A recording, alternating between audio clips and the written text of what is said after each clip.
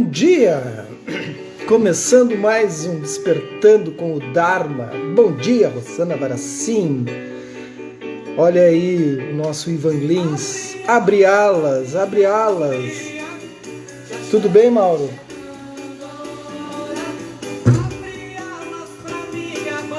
Eu tenho que arrumar os cabos aqui.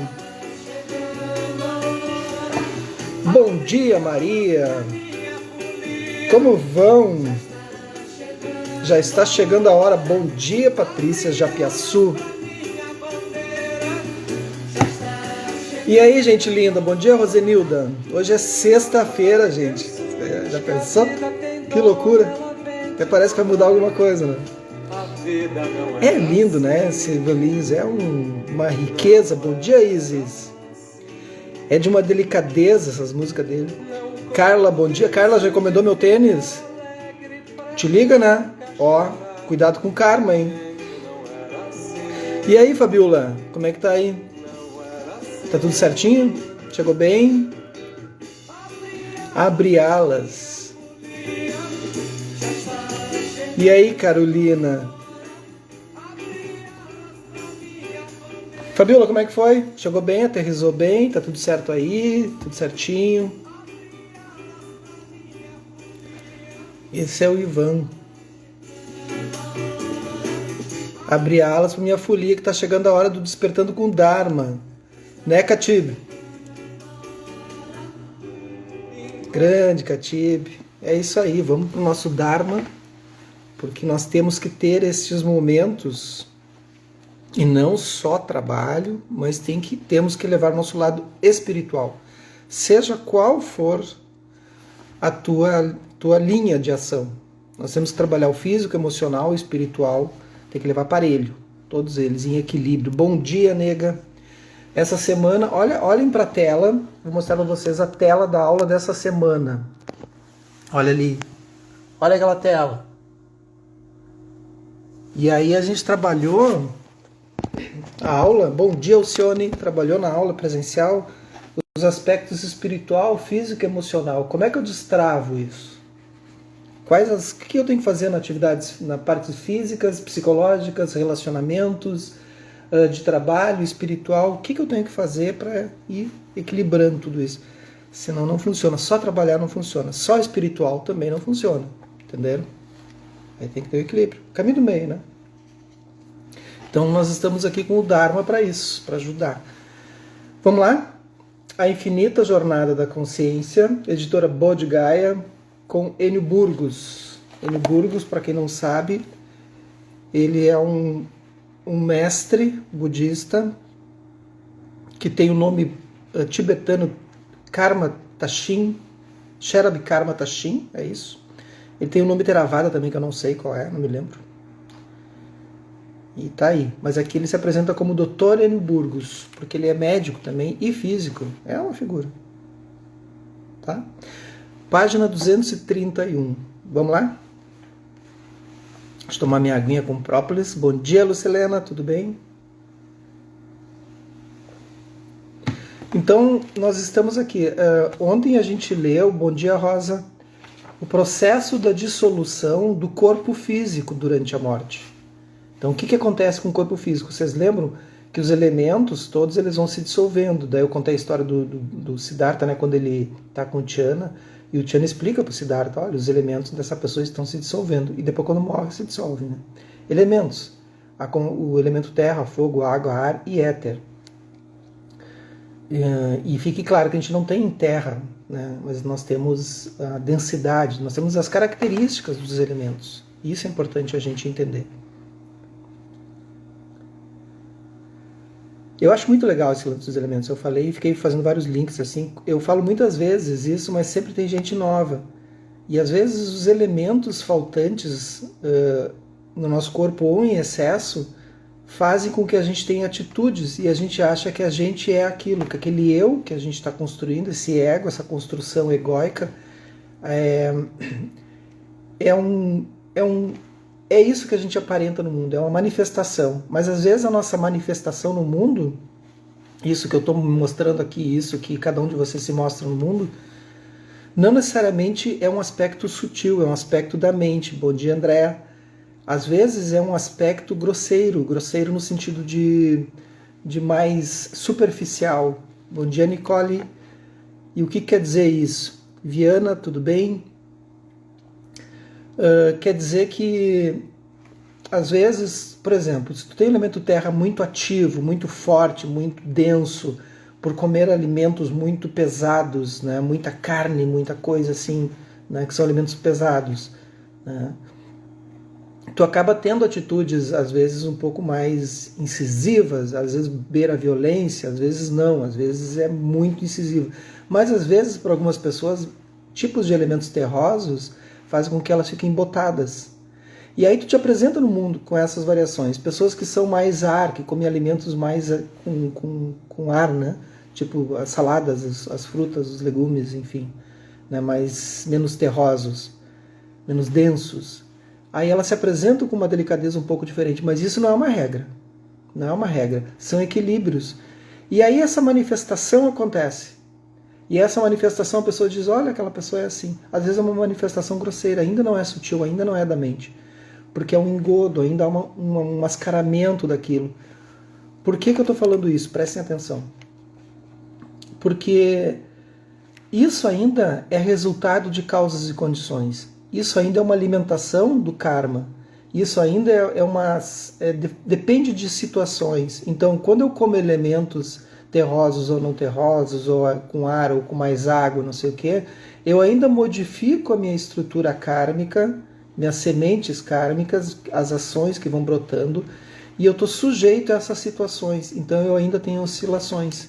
Eu ainda trabalho com esse aspecto da oscilação. A pessoa liberta é aquela em que, independente dos alimentos que ela vai comer, independente das situações que aconteçam externamente, ela ainda consegue a não reação. A não reação não significa que ela seja uma ameba na vida, não é isso. Ela vai perceber que é preciso tomar uma atitude, mas não há um envolvimento, há um fluxo constante de equilíbrio. Entenderam? Então essas são as coisas que a gente tem que cuidar. Senão a gente é levado por uma corrente. A gente come alguma coisa, já muda a nossa identidade, vai mudando. O Buda vai trazer isso para nós. E o Enio está trazendo aqui, entenderam? Estava falando, pegando esse aporte dos elementos. Agora então a parte sutil. A Carla vai dizer, os elementos influenciam por demais o nosso corpo, nossas ações. Sim, o tempo todo, porque nós estamos ainda vivendo nessa dualidade. Nós ainda nos movimentamos conforme as situações. Deixa eu ler uma passagem de um outro livro aqui, eu lembrei agora. Eu lembro até da página que está, embora eu esteja na página 120, acho que foi na página 47. Eu gravo as páginas, gente, do que eu leio. Ó, é assim que eu leio. Eu olho e aí eu gravo a página, gravo o nome do livro, olho para a capa, continuo lendo, gravo um parágrafo, eu vou gravando os parágrafos. É uma loucura, minha cabeça é uma coisa louca. Então, página aqui, nesse outro livro. Para descobrir se é ou não controlado por circunstâncias e situações, você pode tentar milhões de coisas, como não almoçar. Já é um exemplo. Se você for um homem, vista um sutiã e dê uma banda em público. Isso é um mestre do Vajrayana dando a real pro pessoal. Se você for mulher, vá a uma festa chique usando chinelos. Se for casado, veja o que acha de ver alguém beliscando a bunda de sua mulher. É um mestre budista falando isso. Observe se você se deixa levar por elogios, críticas, por ser ignorado ou por receber atenção demais. Se fica agitado, envergonhado ou furioso, é bem possível que ainda esteja condicionado por hábitos e cultura. Você ainda é vítima de causas e condições. E aí? Ele vai longe, né? Ele vai bem longe, assim. Claro que a gente não precisa chegar nesse ponto, né? De não se irritar quando alguém belisca a bunda da tua mulher ou do teu marido. Vamos começar com calma. Vamos começar testando como é que eu sou quando eu como determinados alimentos. Aí eu começo a perceber minhas emoções aflitivas, elas flutuando. Aí depois eu começo a andar no mundo com outros elementos. Vai rindo, né, Lucilena? E aí tem que ir com calma, mas isso é ponto para aula, né, gente? Não dá para trazer tudo para cá também. Isso eu falo muito em aula. A partida da consciência sutil deste corpo físico. Vamos ver quando a gente morrer, como será agora então, onde o corpo se dissolveu, agora a mente está se dissolvendo. Vamos ver. Foi interessante essa conversa para vocês? Levantem a mãozinha, quero saber se vocês estão acordadinhos. Com a completa dissolução do elemento fogo no éter, a consciência terá recolhido toda a sua energia, a qual estava difundida pelo corpo desta vida desde a concepção. Bom dia, Juliane. Polenta na chapa já? A região do corpo em que se dá a confluência das energias em dissolução é o chakra cardíaco, segundo a maioria das fontes. Então, chakra do coração. Mas há divergências e afirmações que parecem descrever possíveis anomalias do processo. Bom dia, Ângela. Aí tem um problema. A Carla vai entender aí. A Carla também é aluna do Mário Borba, né? Que é espírita. E então o Mário na área dele, eu na minha, né? A gente discute às vezes. Agora faz tempo que a gente não conversa. Às vezes ele me manda umas mensagens assim. Umas loucuras total. Quem conhece o Mário sabe, né? Aí faz tempo que ele não manda. Mas aí ele disse, Jefferson, nós temos que cuidar porque ele é cardiologista, né? E é um grande mestre espírita, assim, né? E aí nós temos que cuidar porque na nossa situação de seres espirituais, duas coisas podem ocorrer, né, a princípio. Né, o que se tem de manifestação corporal. Ou a pessoa geralmente fica obesa, né? As pessoas que lidam com a espiritualidade têm uma tendência a ficarem obesas, ou problemas cardíacos. Eu não sou obeso, nem ele. Então, aí às vezes eu tenho que ir lá, ele tem que olhar meu coração. Ah, que coisa, né, tia? Tem sempre alguma coisa, né? Não pode ser de graça a espiritualidade. Claro que eu não sei, né? Isso aí é uma visão dele também. Mas segundo pesquisa, sei lá. Porque ele pesquisa muito, né? Ele trabalha justamente com essa área, né? A influência da espiritualidade nos campos da área cardíaca, né? Interessante, tá? Não é uma regra, é uma suposição do Mário. Bom dia, Milene. Por exemplo, encontram-se afirmações de que se a confluência das energias se der em chakras inferiores, né, abaixo do coração, o indivíduo tenderá a se manifestar em reinos superiores. Se a confluência das energias se direcionar para chakras superiores, acima do coração, o indivíduo tenderá a se remanifestar em reinos superiores. Consideramos um tanto quanto difícil de se crer em tais comentários, mas eles ocorrem. Há textos que afirmam ocorrerem dois processos simultâneos, com duas confluências principais, uma acontecendo no chakra coronário, com a formação de consciência de intenso brilho na cabeça, e outra no chakra cardíaco. Então, chakra coronário e chakra cardíaco. Ambas as confluências sutis brilhantes se encontrariam desde a descida daquela joia brilhante da cabeça na região do chakra cardíaco. De qualquer modo, ambas se fundiriam ali e haveria, como resultado do processo de dissolução, uma única joia brilhante apontada como sendo a nossa consciência extremamente sutil, sustentadora da vida. Ela dava vida ao nosso corpo e prepara-se para abandoná-lo nesse ponto do processo. Eu li uma vez que isso é o Bindo. Tá? Eu li num outro texto, Vajrayana. Posso estar enganado, se alguém que for do Vajrayana pode me corrigir. Eu faz muitos anos que eu li, talvez uns 10 anos, não me lembro. Mas lembro até do livro, mas eu pratiquei muito pouco. Bom dia, dona Angelina. Chegou minha mãe aí, gente. Chega de falar bobagem. Agora sim. Oi, tudo bem, mãe? E aí, mãe? Tá viajando? Onde é que a senhora tá? Quero saber. Depois Ontem pensei na senhora. Onde é que ela anda? Onde é que anda, dona Angelina? Dona Angelina tá sempre passeando, gente. Não pega em casa nunca. Você acha que é fácil? Tá lá ela tá deve estar lá no Everton, lá no filhinho. Filhinho queridinho dela. Alfinetada. Eu falei com o Everton, esqueci de perguntar.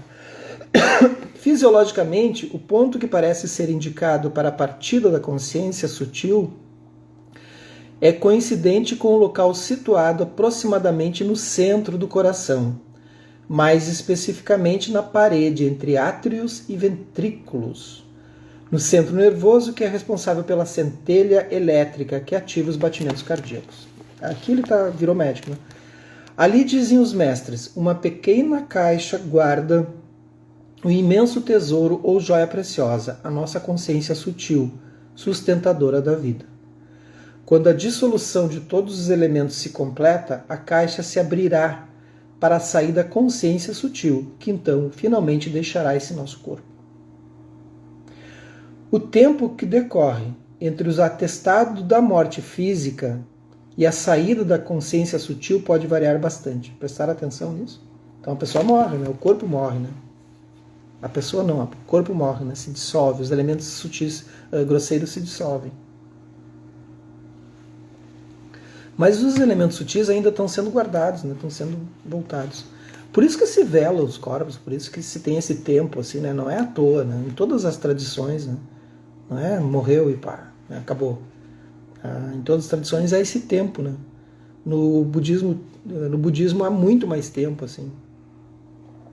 O Bardo Todol menciona que indivíduos praticantes de más ações têm esta saída bastante acelerada. Fiquem espertos aí, como é que estão os atos de vocês aí? Como é que está a maldade? Já os praticantes de boas ações ou grandes mestres meditativos podem ter a consciência sutil retida ali por bastante tempo. Vão dizer, tá, mas é ruim. Não, não é ruim. Vamos ver aqui, ele vai explicar. Mas eu vou dar o spoiler.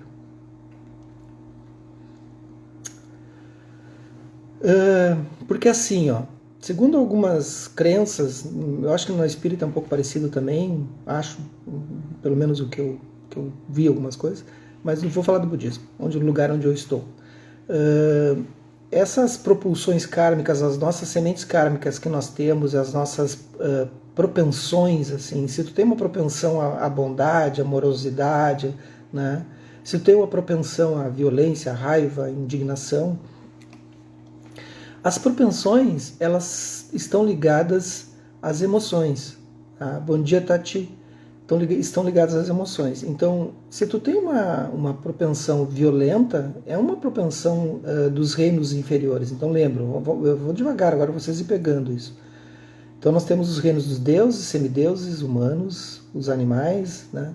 Os fantasmas famintos e o reino da violência. E tem um sétimo que não é um reino, que é a liberação, que é a liberação de tudo, a clara luz. Mas esses reinos estão ligados a emoções. Então os deuses são os invejosos, a soberba, a arrogância, invejosos semideuses, a soberba, a arrogância, os invejosos, os semideuses, porque eles invejam os deuses. O reino dos humanos tem tudo, tem ciúmes, tem inveja, mas tem discernimento. Lembra que eu já falei isso, né? Várias vezes. No reino dos animais, ali a falta, né? Então eles estão sempre buscando o quê? Comida e sexo, né? E é isso, e dormir. É uma falta total, né? E aí vai indo, vai descendo, né? Até chegar no reino da violência, dos fantasmas famintos. Fantasmas famintos, esses reinos não são físicos. Essa criação de inferno é uma criação ilusória.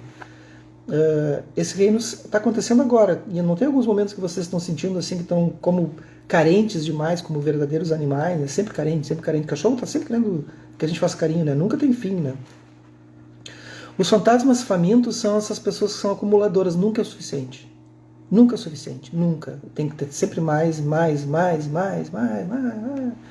Chega a ser chato, sabe? Tu pode ter, o budismo não é contra tu ter dinheiro, tu ter bens, pode ser milionário, tem vários budistas bilionários, né? A questão não é essa. A questão é o lugar que tu te encontra na tua mente, entenderam? Entenderam, né? Não vou explicar porque senão fica muito longo isso. Bom, na retirada da consciência sutil, na morte, a propulsão kármica que tu vive agora nesse bardo da vida aqui, bom dia, Sinara, nesse bardo da vida, se tu tem uma propensão muito violenta, a tendência é que tu vai renascer nesses estados nas próximas consciências de vida, que é o renascimento dessas consciências, tu vai renascer em estados mentais iguais à última propulsão, que vai ser a mais forte, que ela vai ser um tsunami, assim, e ela vai te projetar para esse lugar. Vão aparecer várias portas, 7 portas, 6 reinos, lembram? E tu vai ficar naquilo, assim. Como tu tem uma propulsão kármica violenta, de raiva, de perda, de fantasma faminto, de inveja, de ciúmes, tu vai renascer em algum desses lugares. Só que tem uma sétima porta, que é a luz, onde tu te libera, né? E que ela está acontecendo agora, só que a gente não vê. Por quê? Porque a gente está embotado. Eu estou cortando o ensinamento do mundo, tá, mas acho que tá, né? E aí então tu renasce. Né? Não quer dizer que tu renasce num lugar de inferno, mas tu pode renascer num lugar de muita violência, de muita guerra, de muita falta, de muita... Entenderam? É isso. Ou um lugar em que tenha muita coisa que pode te desviar do caminho. O de menos e de mais te desvia do caminho da espiritualidade. Que todos são aspectos mundanos. Então, quanto mais tempo tu ficar, os praticantes, e que a gente trabalha a generosidade, a bondade, a compaixão, amor, todos esses aspectos, a possibilidade é que você fique mais tempo, um pouquinho de mais tempo, olhando para essas luzes. Tu pode escolher, tu ainda dá um tempinho de escolher. Tu fica ali ligado.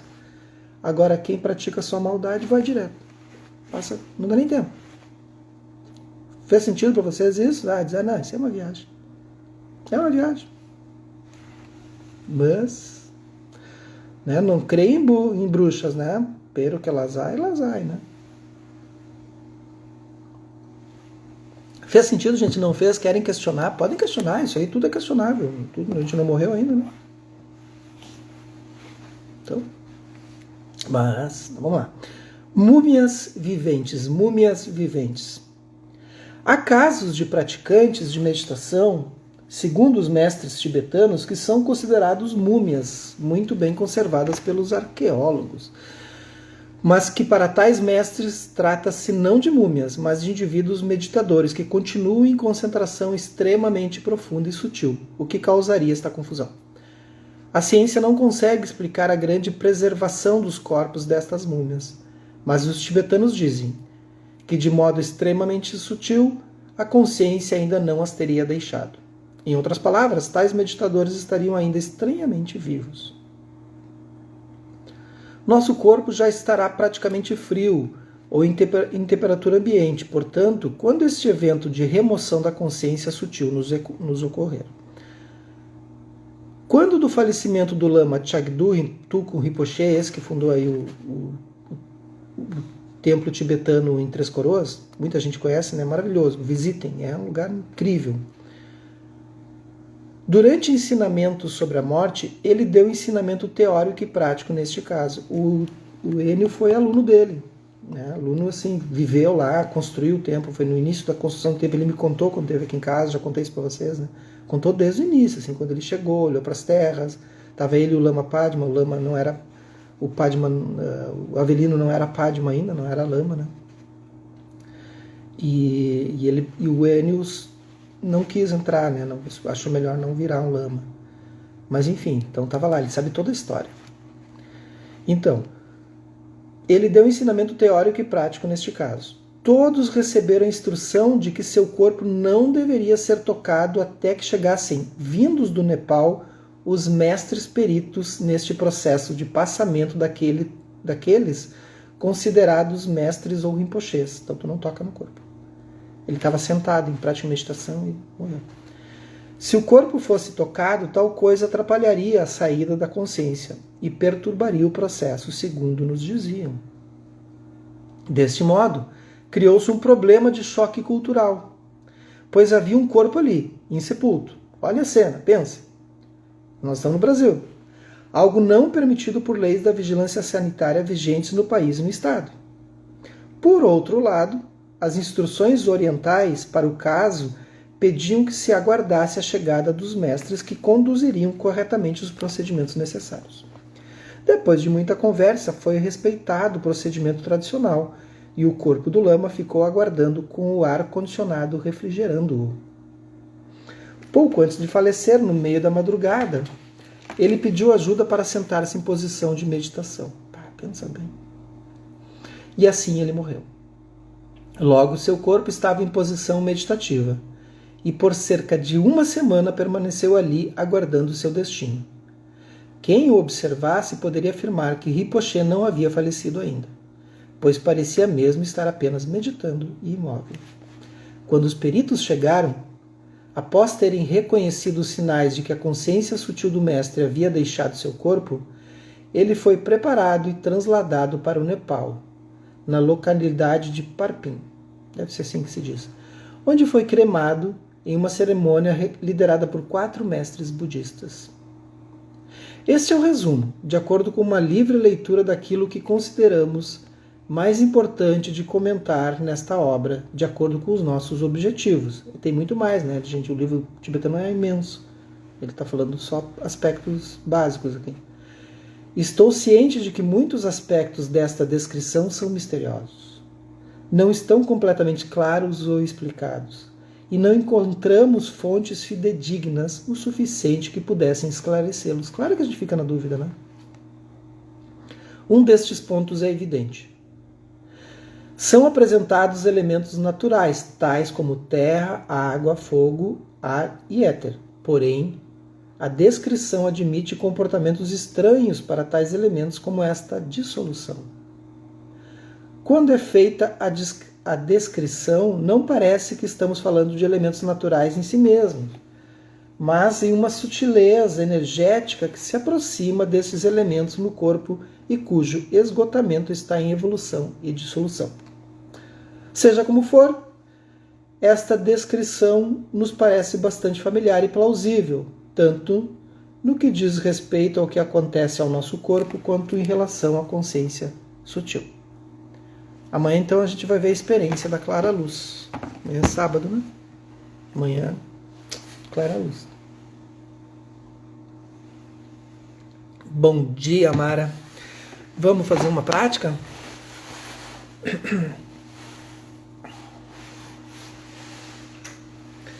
Faça uma inspiração profunda pelas narinas e soltem pela boca num suspiro longo e confortante.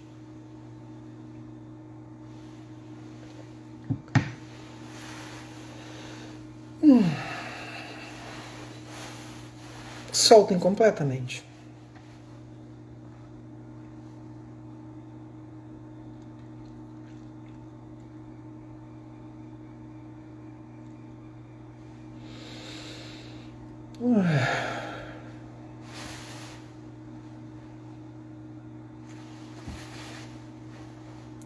Deixem que o corpo relaxe.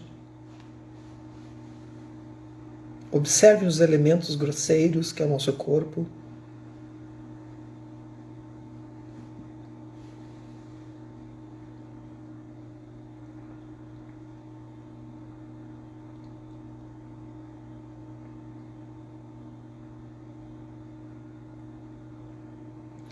Temos que aprender a ouvir, contemplar e repousar. Quanto mais a gente pratica, melhor é para a nossa vida. Há momentos de ouvir e contemplar, e há momentos de relaxar. Evitem ficar ruminando o que foi falando agora, se concordam ou não, se faz sentido ou não. Agora é o momento de relaxar, essa primeira etapa da prática.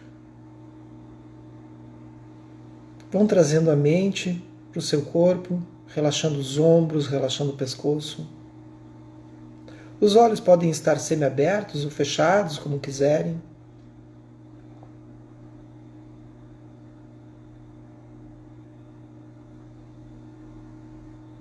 Vejam se a lombar relaxou.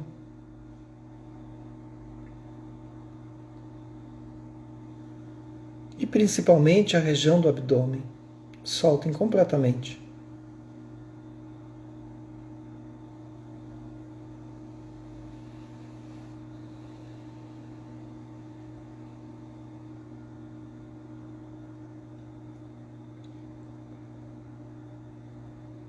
Vão trazendo cada vez para mais perto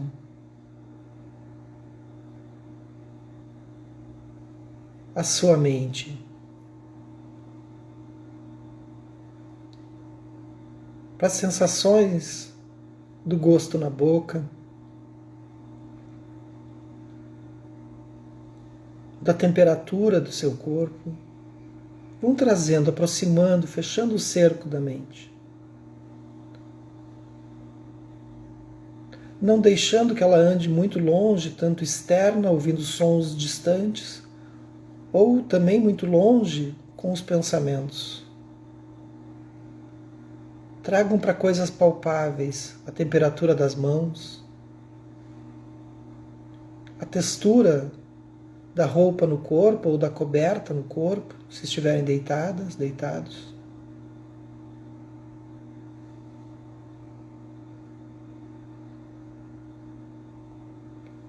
Vão aproximando a sua mente cada vez mais. Cada vez mais. Sinto a densidade do seu corpo.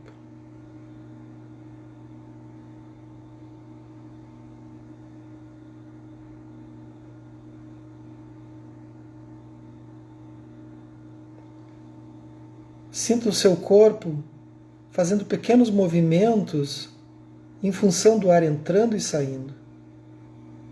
Vá trazendo a sua mente cada vez mais perto, cada vez mais perto.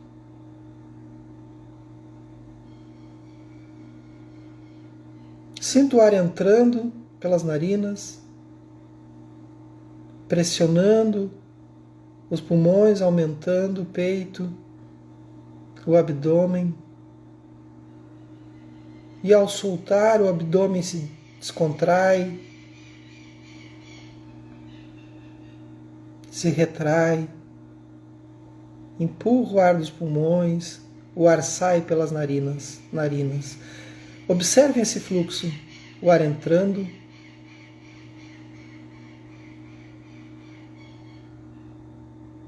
o ar saindo, o corpo completamente imóvel,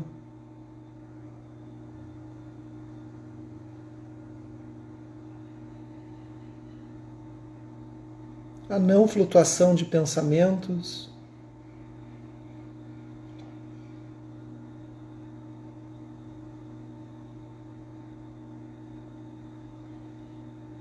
observe que se você ficar nesse fluxo do ar entrando e saindo, se fundindo, trazendo a sua mente cada vez mais junto do seu corpo, no momento presente, nesse momento, nesse intervalo de tempo, não há pensamentos aflitivos, não há problemas. É apenas você.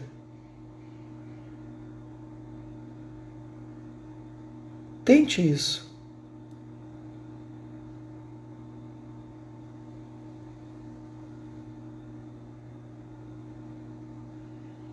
Veja se você consegue ficar 5 respirações sem forçar, apenas observando a respiração. Sem observar pensamentos, ou sons, ou cheiros, ou gostos, ou temperatura, apenas observando o ar entrando e saindo.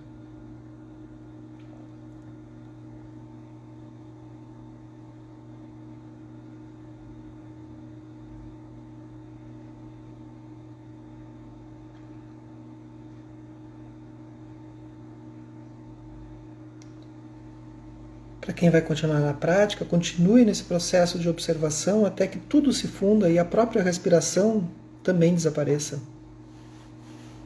E você vai mais longe. Certo? Que os méritos dessa nossa prática, desse nosso encontro, se expandam e toquem a todos, e que nós possamos tornar um caminho iluminado. Um bom dia, uma boa sexta. Usem a sexta com moderação, ou não. Bloqueiem por aí, que também é bom. E até amanhã, até sábado. Tudo bem? Tchau.